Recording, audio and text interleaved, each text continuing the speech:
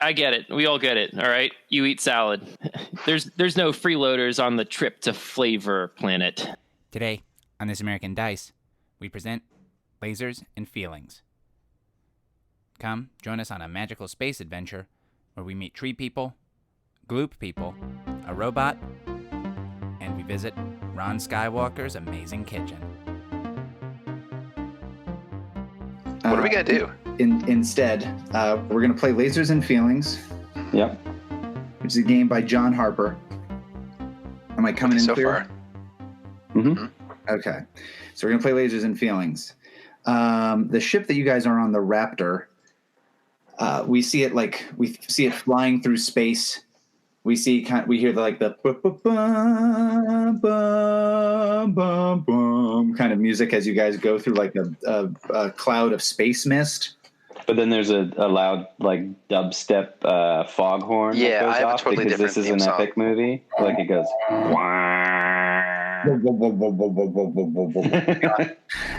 And you just hear like the crew of the interstellar scout ship Raptor. Their mission to explore uncharted regions of space, deal with aliens both friendly and deadly, and defend the consortium worlds against space dangers. In this episode, Captain Darcy has been overcome by the strange psychic entity known as something else, leaving you to fend for yourselves while he recovers in a medical pod. Yeah.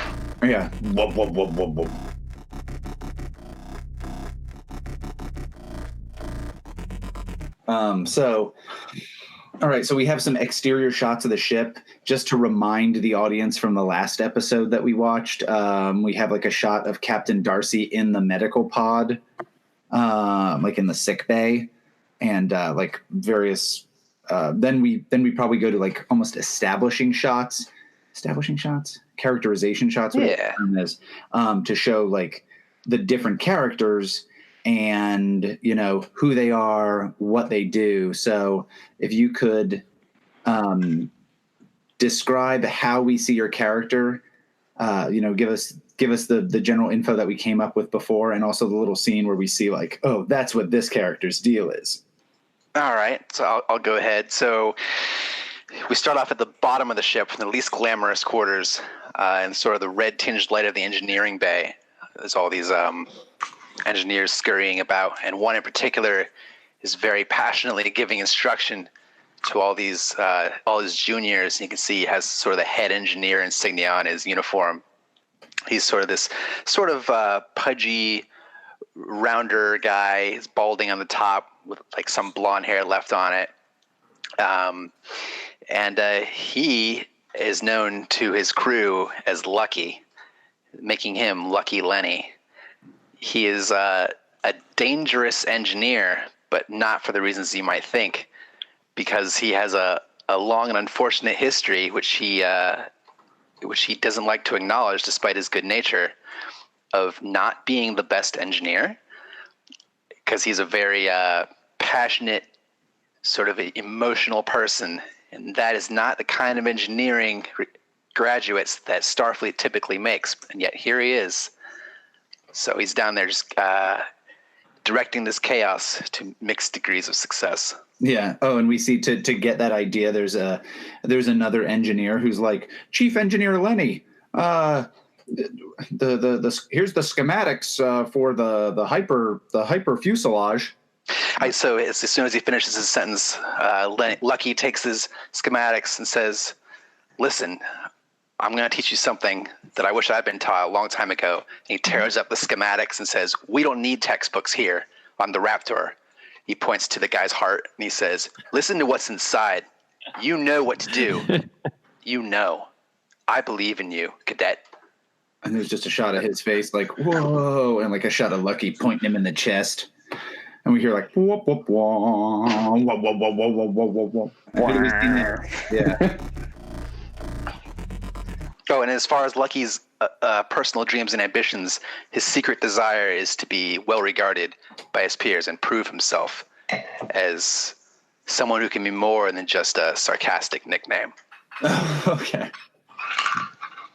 All right. Leigh or Alex, who's next?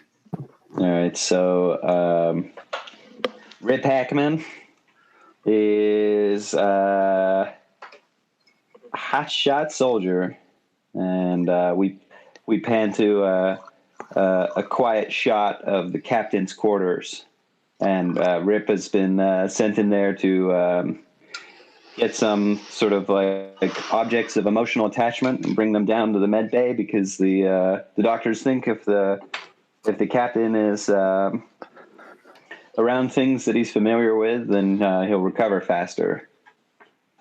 And so you see Rip carrying this crate. You assume it's going to be filled with the captain's emotional goods, but is in fact filled with Rip's goods, and he starts taking them out and unloading them, and then jumps on the captain's bed and starts making himself comfortable. Okay. Putting his feet up. The most posh mutiny ever. Yeah. And he's wearing a red shirt uniform. And in his secret heart of hearts, his goal is to become captain. Okay. Not meet sexy alien babes. Sexy aliens? No. I mean, that would be a plus. I mean, really, he wants to become captain so he can meet sexy alien babes. Gotcha. That's the real goal. Clever guy. Yeah. First you get the money, then you get the power, then you get the women. All right. And sometimes those women are green. All right. Okay. Cool. So we see that. What's one of the objects that Rip takes out that we can like tell like that's his deal? It's a hot shot. You can tell because he has a A giant fish as a trophy that he mounts on the wall. and it's saying, No. like swimming in the water.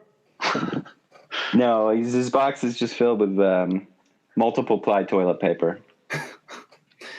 You're like so plush. And on the box it says fit for a captain's ass. And instead of like Charmin bears wiping themselves, it's like Admiral Nelson and like all these very captains from out time.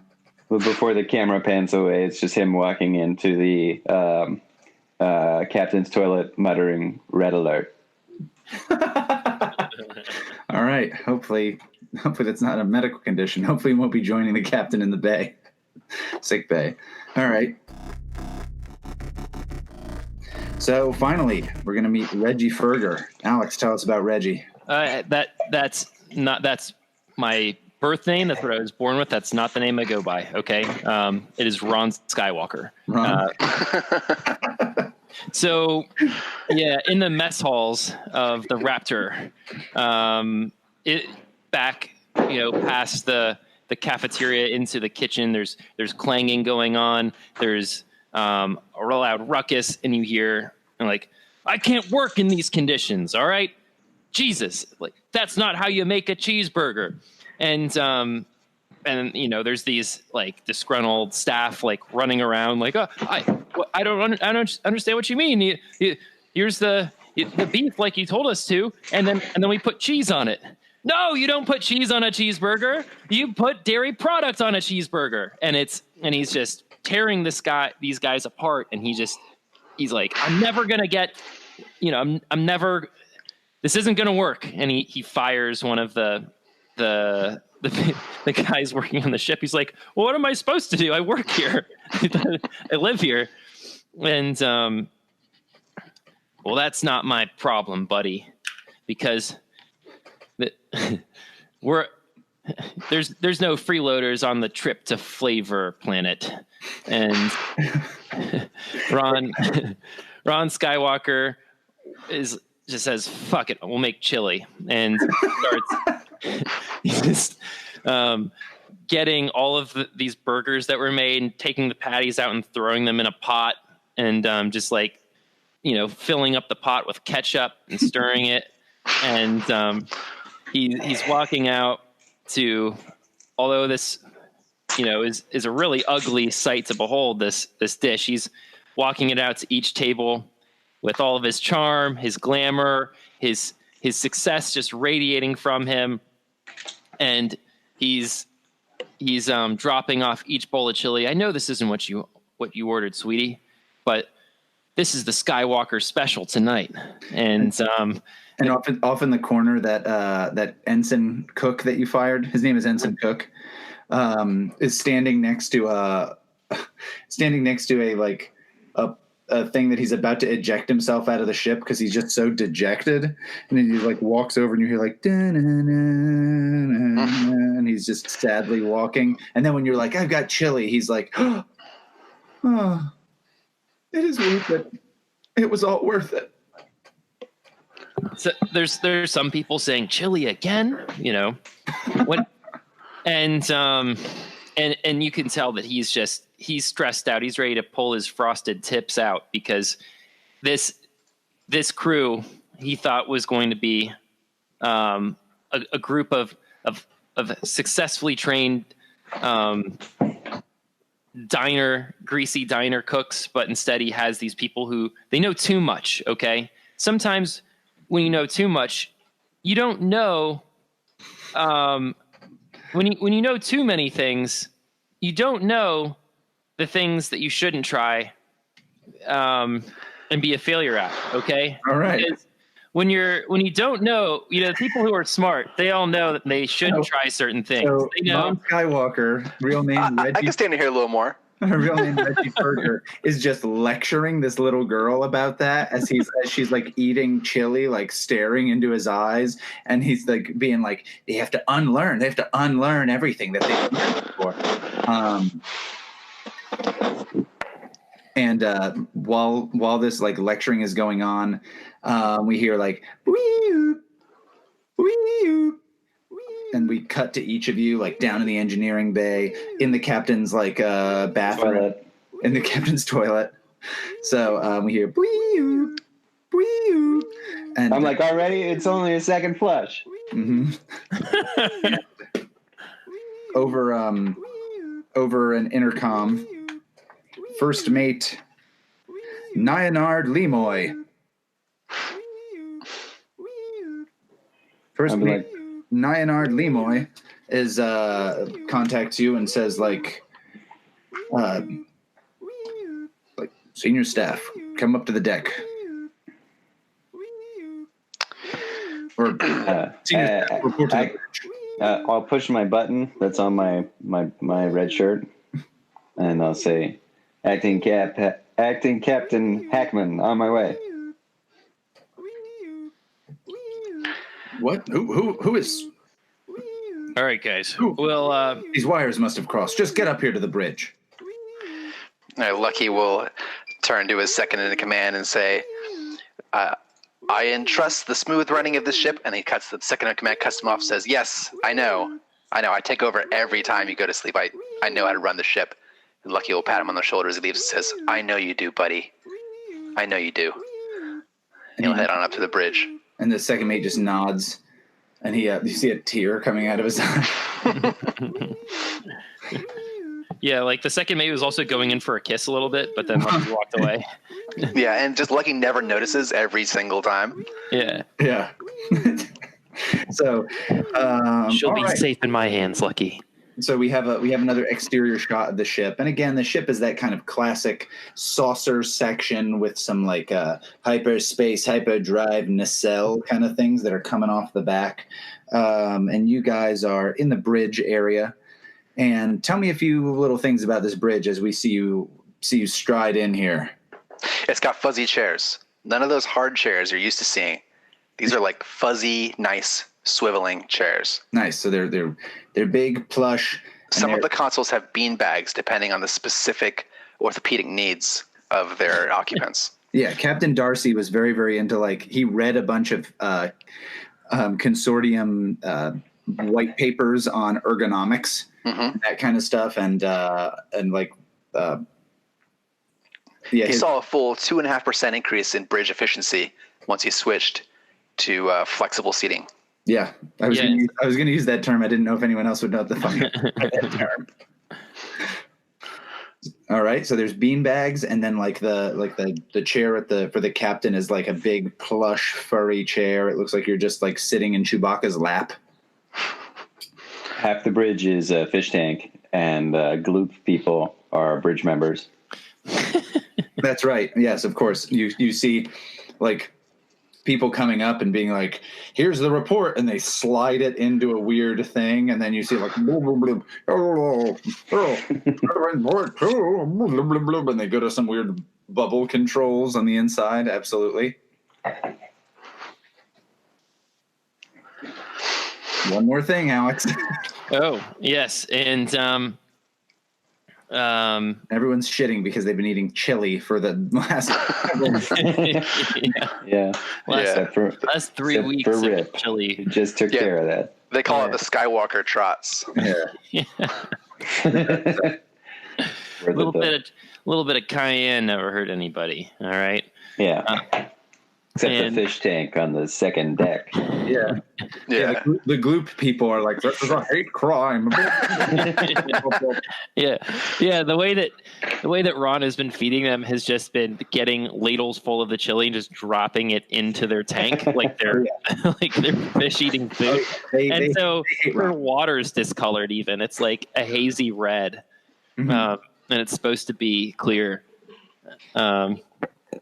And at the bottom there is just shit everywhere. All right.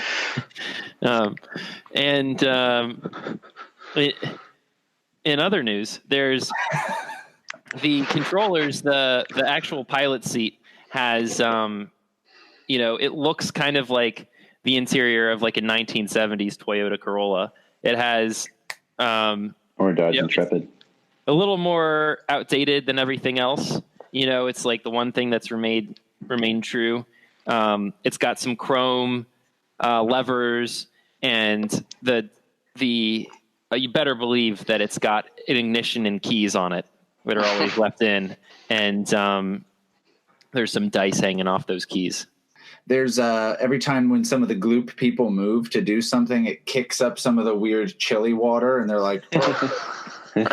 So they're mostly like hanging out up at the top of the aquarium because the chili water is heavy and it settles. So meanwhile, first mate Nyanard Lemoy, first mate Lemoy, is a tall, lean man who's wearing a lean gloop person.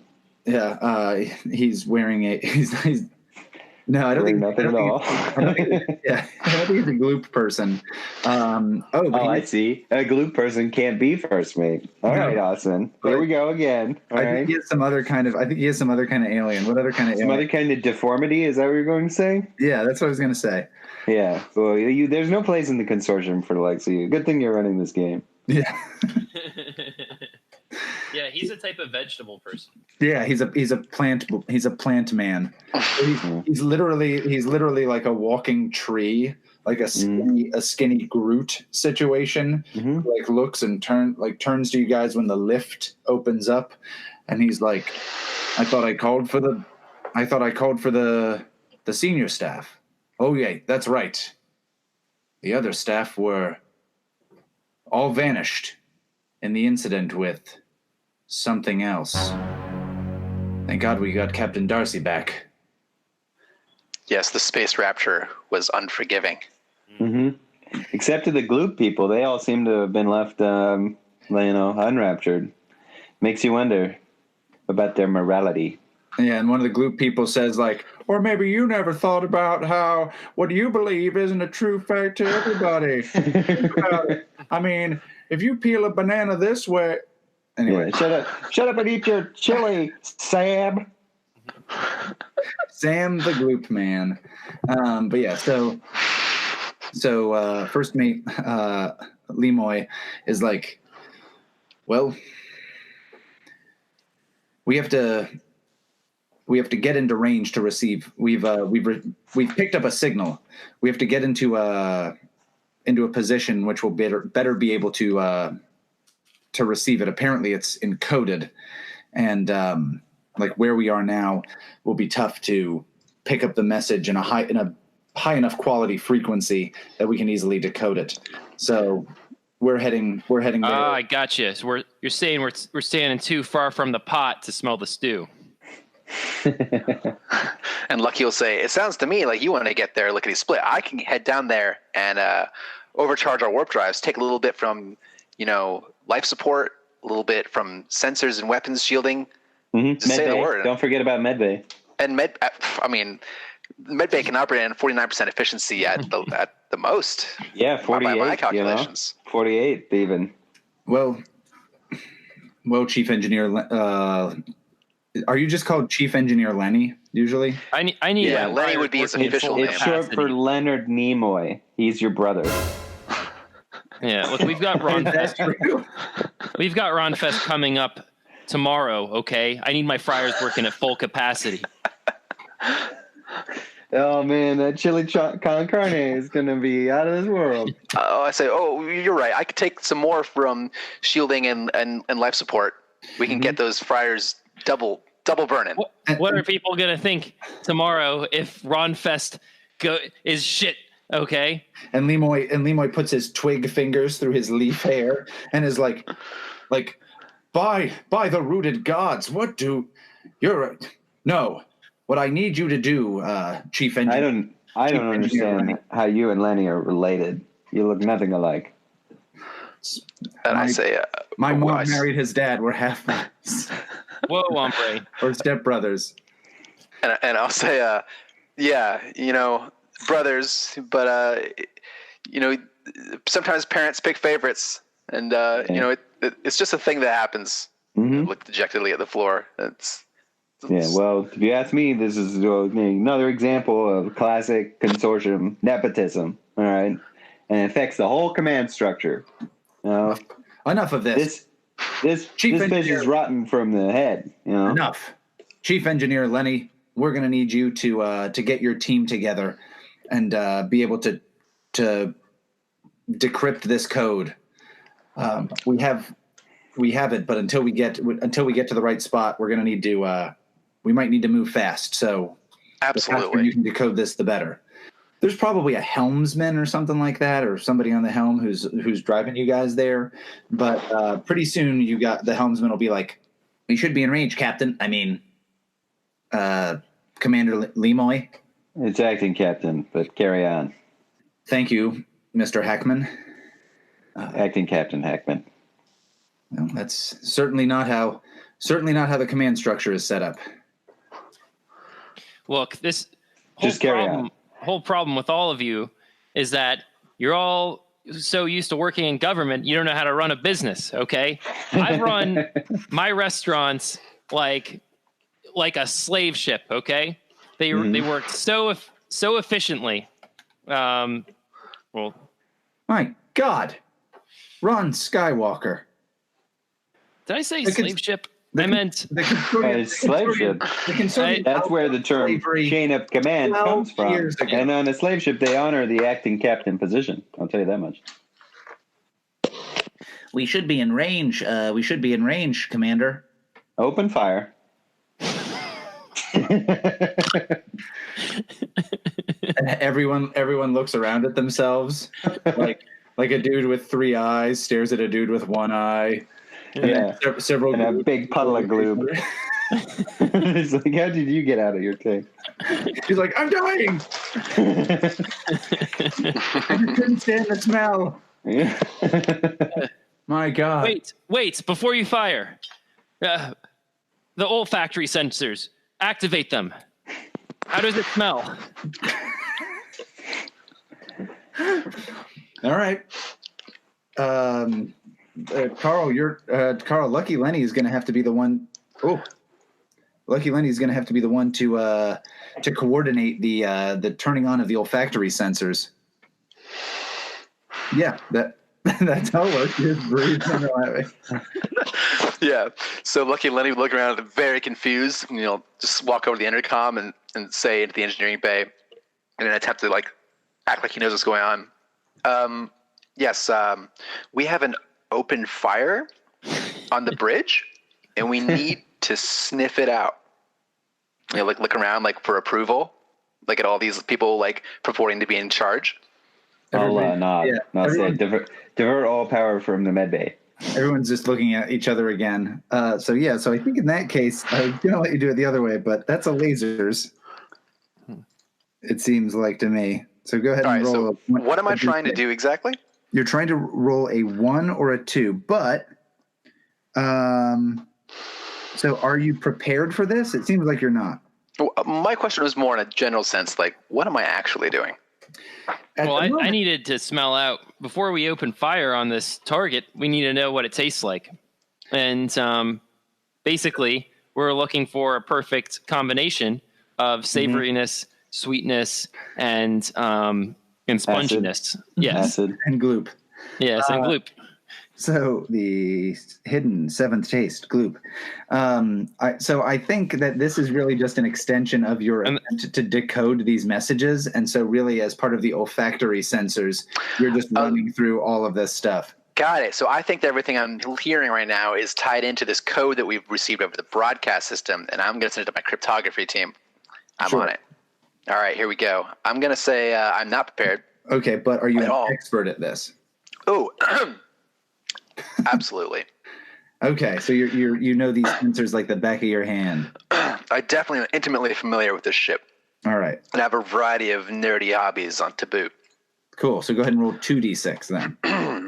And you want the lower of the. Well, you want to get. I got a 5 and a 5. A 5 and a 5. All right. So. Okay, so you're like, the olfactory sensors aren't picking up anything at all. I've run this binary through our olfactory system, and it doesn't seem to be computing. I'm sure it's my error. Yeah. Red alert. So you're telling me this is like a flavor vacuum that we're in? Guy Fieri's flavor vacuum. Yeah. This would be a great episode. All right, let's get the coordinates here. I think the person who's in charge of like navigation or like setting the course and whatnot is like, sir, we're getting very close to a cluster of primitive worlds, and I'm not sure if consortium. For Commander Lemoy is like, that's right. The consortium isn't pleased with us interfering with these primitive worlds. We need to be careful here. Ooh. Just imagine all the cultural ingredients they use. This would make probably some things people have never even heard of. I bet they have bananas there that taste like watermelons. I say, well, I've actually had a pet project of mine. It's just sort of a cook it up on the side. It's not a big thing, but I've theorized a way we could make a cloaking device. First of its kind, I know, unprecedented technology, but if you give me permission, I can do my best to cloak the ship and make sure that these poor primitive savages are not bothered by our presence here. Wait, if they're primitive savages, how would they ever see our spaceship? Well, I assume we're entering orbit. Is that the case? We're in the area. I just think we need to be careful in regard to whatever possible signals we might send out. And don't you think you're a little biased? Mr. Lemoy? That is your name? I'm not sure what you mean. I'm following the consortium protocols. We're talking about primitive planets here, and you're a tree person. We've talked with you about this, Hackman. I'm just suggesting we don't accidentally interfere with anything going on these planets. And we smash cut to the planets, and all of them are like, my God, what's that smell? It's been like beamed right into my nostril. Yeah, and they're screaming like, it's the Rapture! It's the Rapture! Yeah. And then we're back up to you guys. All right. I think we should go to red alert, personally. There's no need. I think we need a boarding party. We need to go down and see if we can get a closer look at this signal. All right, you men, we're forming a boarding party. You over there, prepare the wave runners. I will get. I believe they have water down there. It looks like they have some nice coastline down there. Looks like you know what? Great for riding our jet skis. I will lead the vanguard of the gloop people on this away mission. Several of the gloop people look at each other like, lol. Yeah. And We can fit like 4 of them into one spacesuit. Yeah. Yeah. Commander Leigh says, actually, that's not a bad plan. Heading out the ship would allow us to more subtly, like get closer to the best area to decode the coordinates. I'll scoop up some of their chili in a nearby spacesuit. Pour it in. He's like, and if we were to contact them, it would make sense that our official envoy / Skywalker's grocery games host also encounter them. Yeah, also isn't a walking tree person that would terrify them. Yeah. Whoa, buddy. Whoa, brother. Come on here. Bring it in, guys. Bring it in. We're all from the same mother, okay? And we all are brothers in this together, all right? No matter if you breathe or if you fluoresce or if you eat vegetables or if you are one, okay? I personally am neither. So yeah, insane. Yeah, and I'll say, some of our dads may prefer those who fluoresce over those who breathe, but that doesn't have any bearing on us here, us brothers on this ship. Oh, true, bro. True. I'm gonna smack you right there, man. Give me some right now. I reach into my wallet. Come on, give me some change. And I put it in your hand. No, this is all I have. No, brother, give it to me right here. Come on. I gingerly press my fingertips into your palm. All right. So you guys head to a shuttle. It's all groovy. You get yourselves on board one of these shuttles, and it's you two along with Ensign Bot Scacula, and it's a robot. Oh shit! Ensign Bot Scacula. I don't trust robots. They can't taste. I'll examine him, give him a dressing down my eyes, and say, "You are superbly manufactured, my friend." Mm-hmm. Thank you. You are fearfully and wonderfully made. Thank you, and most wonderful compliments to you as well. I think it's a Johnny Cab situation where it's actually the pilot. Nice. And it's shall we begin our journey? Are we ready to disembark? Yes, we're stopping at the beach first. Let's go there. Yeah. So, coordinates to the beach. Please indicate which beach. Cabo Wabo, am I right? Yeah, player. Take us down. Beep boop. I just got my banter program upgraded. I want to maybe turn that down a notch there, Lenny. Got a malfunctioning pilot here. I'll say, I can help with that. And then I go to even though I've never interacted with this robot before, go to change his system parameters. absolutely. All right, go for it. So how are you doing that? I'm just gonna pat him on the shoulder and say, let's just take a second, friend. One of my crewmates has asked me to change you, and I'm gonna do that. So I'll open a panel on the back with a screwdriver, and I'll just seeing the circuit board, having no idea what it does, just based off memory of what I know how other systems work, I start changing things. Okay. Mm-hmm. Yeah, I think in the middle of this, Bot Scacula is like, this seems like a highly irregular procedure and completely against my will. I say, crime. Yeah. I'll get behind him, but I'll say, no, it's fine. Just let it happen. See, now his humor program's working. That's hilarious. Yeah, wow. just let me have this. I don't want these guys to think I'm cool. All right, so that sounds like it's more of a feelings role. Wow, I think there's conventions against this, buddy. Mm-hmm. All right, I rolled for feelings, and I got a 6. You got a 6? Would you say that you're an expert at doing this? Not even slightly. Not even slightly. Oh, wait, no, feelings, you got a 6. That's good. You succeed. Oh, yes. Okay. So, yeah. So you succeed, and this robot's like, hey, dudes, let's head on down. Where we going? That's more like it. yeah, fist bump. Yeah, and I'll bump him. Yeah. Oh, Wash your hands next time, man. Let's get on the sauce train, everybody. Yeah, donkey up. Am I right, bro? Stuff. And he punches your arm. He goes, get it. That's right. Oh, Can we man. change his name to Zonky? Yeah. Oh, you're cool by me, man. You guys head out in this little shuttlecraft kind of thing, and there's like a group of.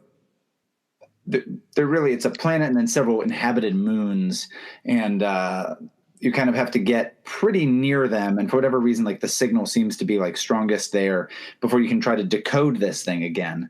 The biggest thing is actually you guys are able to get the message, but Lucky Lenny, you're looking at this code and you're like, I can't crack it. I don't know what's going on. And even Bot Scacula is like, this don't make no sense, bro.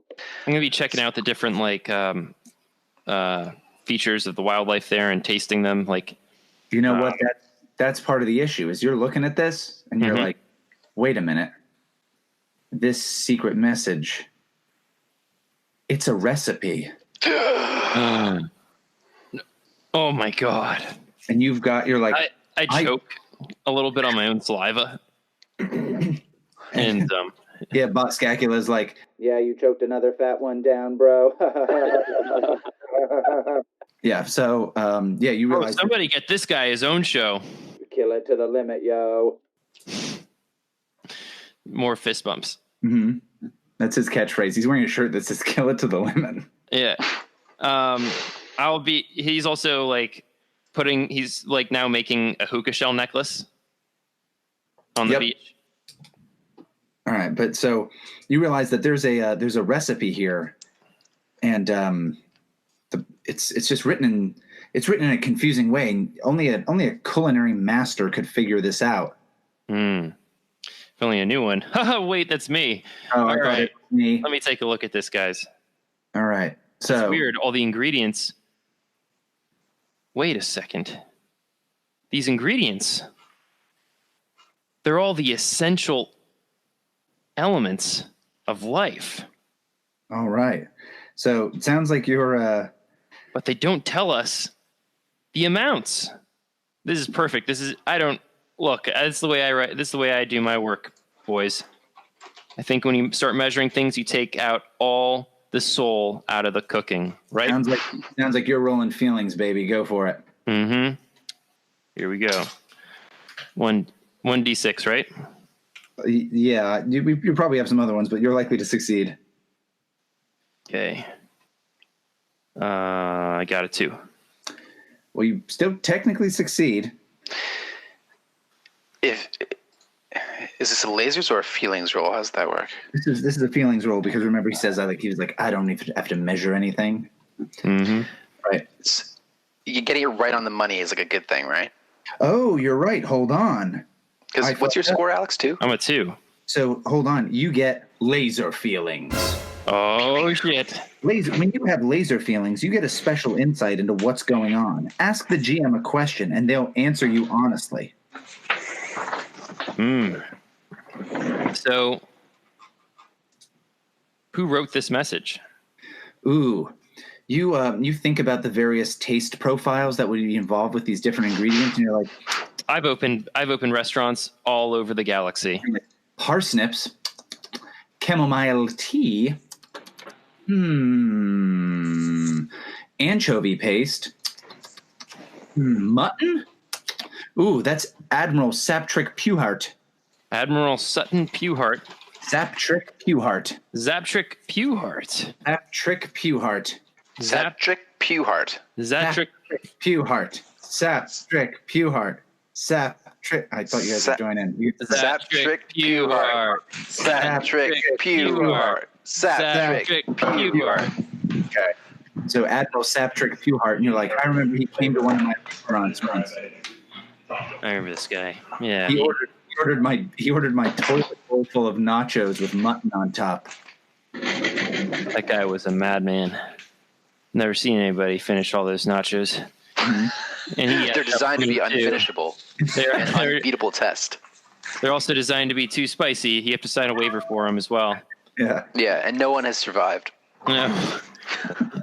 And He even got the meat lovers. Yeah, he got the lovers toilet nachos. We'll never forget that, man. Yeah. So yeah, that's who this is a message from. So he's a very important person within the consortium. Yes, he is. Admiral Satrick Pewhart. I know who wrote this, and this is now. Mm-hmm. You can change your action if you'd like, and then roll again, if and you'd like. Change my action. What do you mean by that? You're like, oh, well, now I'm going to do this thing, and then roll again. Okay, now I'm going to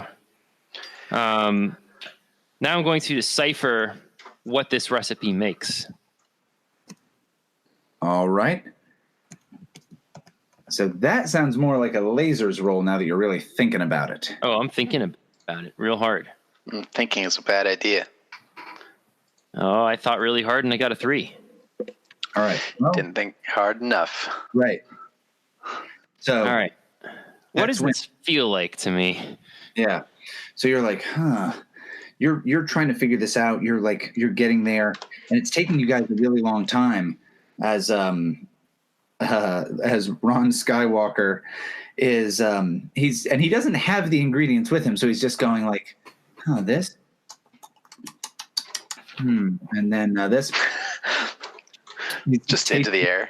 His head, and he's trying to figure. I'm closing my eyes and imagining eating all of the ingredients and holding them all in my mouth at the same time, and what that would.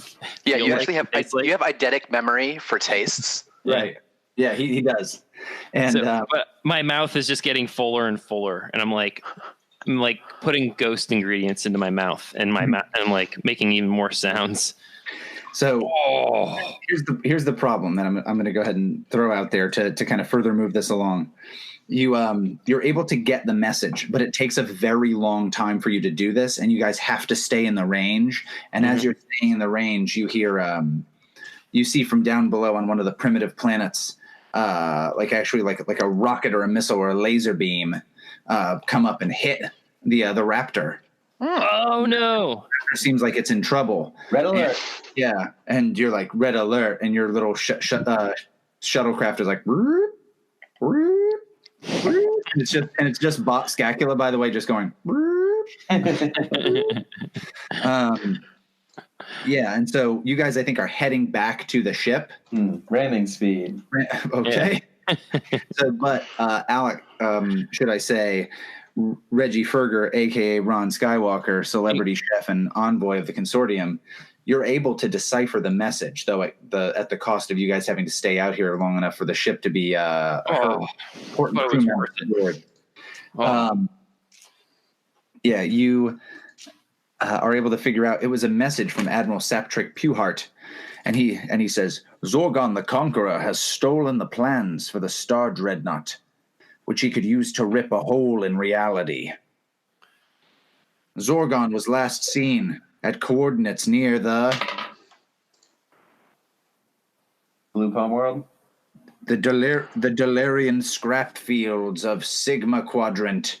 Oh, but no, that's the Gloop homeworld. Yes, the Gloop homeworld. I have several restaurants in that area. You do. Each more deadly than the last. Each groupier, yeah. They love Ron Skywalker's broth palace. Yes. Delicious. And they just swim in it. I'm like, Yes, it's swimmable, but if you shit in the broth, then you pay extra. All right. That's one of the rules. Yeah. That's why all the Gloop people can afford is chili.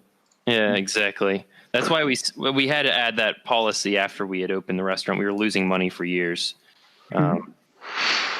So, guys, I have really bad news. I've deciphered the message from 1, 2, 3. Satrick Pewhart. Satrick Pewhart. And it is a dire message. Reality itself is at stake. And we must go to the Delirian scrap fields. We must go to the Delirian scrap fields to track him down before he assembles these plans stolen from the consortium. Dun, dun, dun. No. The fact that this message was left in a recipe leads me to believe that the Admiral wants me to lead us on this mission. It checks out. Yep. Is the message addressed to anyone? Ron. Ron, it was addressed to addressed to Captain Darcy in the Raptor. Like the Raptor is the closest ship to the area. It was addressed to me. The only one who could have the flavor profile of that recipe was so complex that nobody else would have been able. No other ship would have been able to identify that message. So it's mutiny then. We're gonna have to take over from the tree person. I say, listen. Direct order from the Admiral. My half brother has his faults, but it's just racist. Honestly, he's dealt with a lot in his life. He's a person, not a tree person. You know, you could say like a leaf oriented fellow, but I mean, give the guy a break. Yeah, I mean, look, I get it. We all get it. All right, you eat salad. Like, we're a leaf eater over here. You know? Yeah, you know, he just seems pretty low energy to me. All right, I don't know how, you know, without a high protein diet, I just don't understand how you can even get out of bed in the morning. Yeah, and then Bot Scacula goes, "Oh look, we're back on the ship." Mercifully. Here we are, bros. Oh, spicy. All right, guys, let's go. Yeah, and next time, remember, ass, gas, or grass, no one rides for free. A little high five on the way out. Yeah. Well, sounds like we should get to the bridge with this. All right, so you get there, and then everybody's like scurrying around, and the ship's already on red alert. So we're like, oh right, we've been hit by a missile. Yeah. I'll use my comms to talk to my first mate. What's a good first mate name? So your first mate or the first mate? Yeah, my second in command in the engineering bay. Well, hold on, I'll give you a name right now. Leigh, I think was his name. It was Brary Avux. Brary Avux. All right, I'll patch into Brary and say, Brary, what's happened to my ship? Oh my God, we were hit by some kind of particle beam or oh man, we took a big hit. It disrupted the engines. Your brother, he was the only one brave enough to go down there, and my God, he's now permanently one of the roof beams. Oh. Nemerd?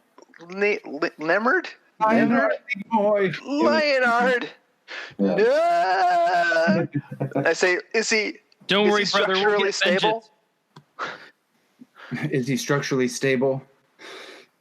And he just like salutes, and we see like a pan up to like a beautiful oaken beam holding up like the engine of like the spaceship. And And there's a plaque on it that says like "in loving memory." Yeah, somehow they already did that.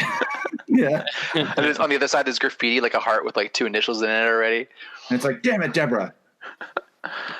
It's just my initial. It's just B and L. It's like, yes, that's it for my brother. No, it's Brary and Lenny. Yeah. I'll say that. Well, that means nobody's acting captain. I'll start running to the bridge. I think we need I think that we need to plan a dinner for everybody on this crew. We've lost a really important member of our crew. I think that we need a morning meal. No, it's okay. He went out the way he lived, lording over me. It's what he wanted. And I'll say, but the ship. Is the ship gonna make it? Can she hold it together? Oh, Burry says, "Oh, thanks to your brother," and he just salutes the beam again. And Hands up again. Yeah, everyone keeps doing that, stopping what they're doing and turning. And he's like, "Thanks to your brother." I think we need to rename the ship. We're gonna make it. So the ship's stable. When we can get back for repairs, we should. But I say carry on, but divert 25% power from life support to hull integrity, just in case. Yeah. Also the med bay. He's like, could I recommend instead we perhaps stop pumping in as much? Can we perhaps turn off these extra greenhouse lamps now that the only plant crew member of the ship is gone? Yes. I mean, no disrespect. And again, he salutes the beam. And divert power from all the aquariums on the ship. I'll say very well. We may deactivate the greenhouse emitters. You ignore the other genocidal order. You may, for the time being, ignore the other genocidal order. Thank you. Let's get to the bridge. Oh, let's rename this ship to Brother Salad. A VSS Brother Salad. Raptor. Who's Raptor anyway? I never met anyone named Raptor. And let's just hop on Pornhub and look up Brother. We could name it. We can rename it. We can name it the Rafter, in memory of my brother. Raptor.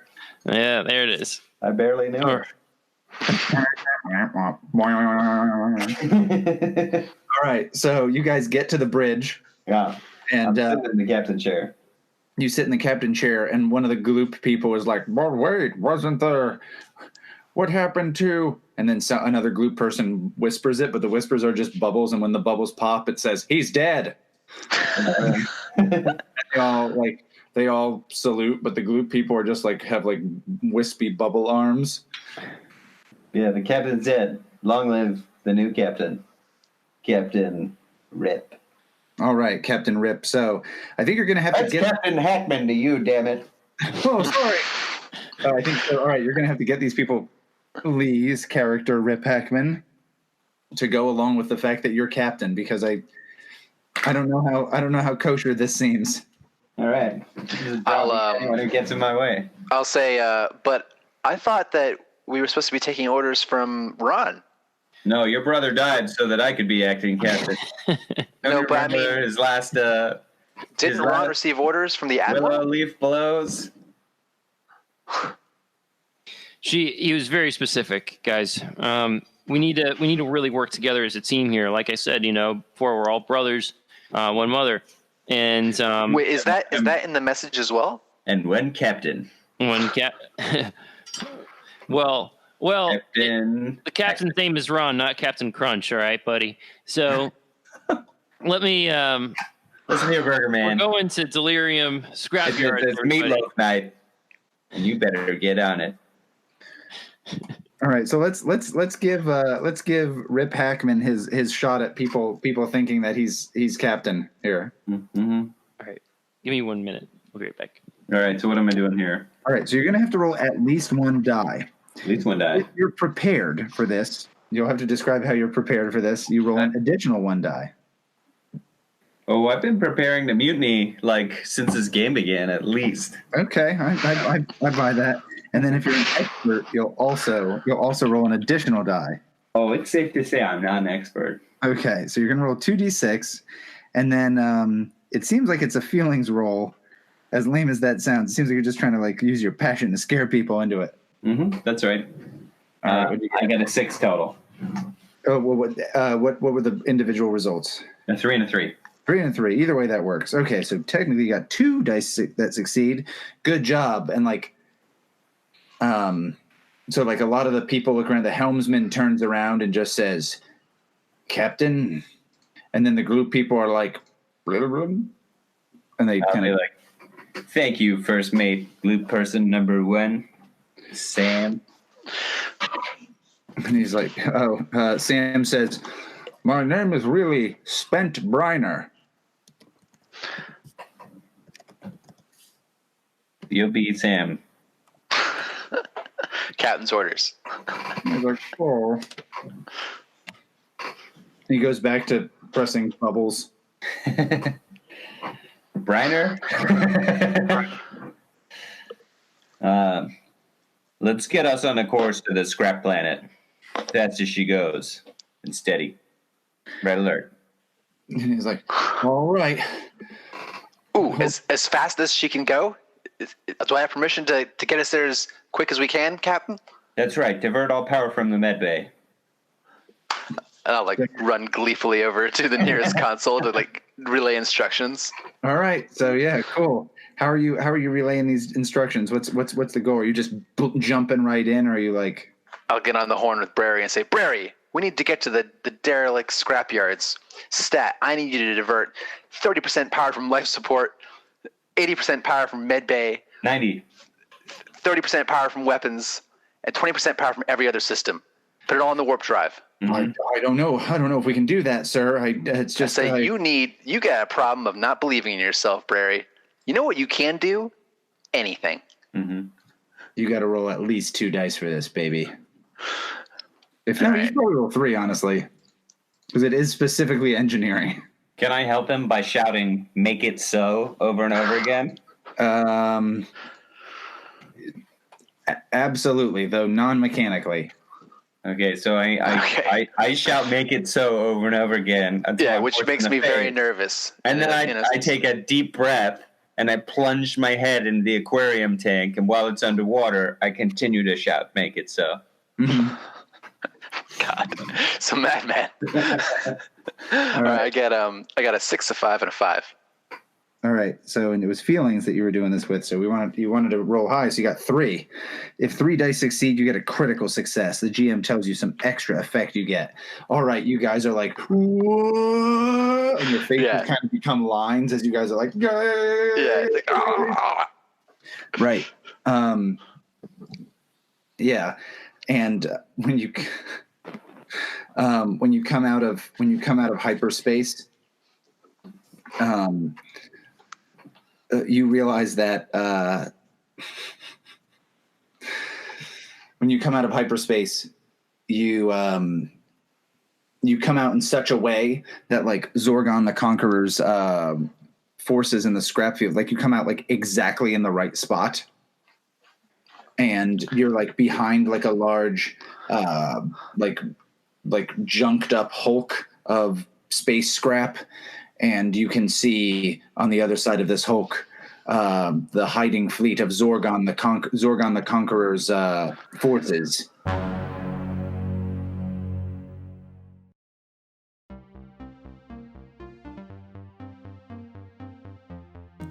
Oh, what a crazy ride that was. Join us in 2 weeks for an exciting conclusion of Lasers and Feelings. Carl played Lucky Lenny. Leigh played Rip Hackman. And Alex played Reggie Furger, a.k.a. Ron Skywalker. I'm Austin, and I'm running this thing.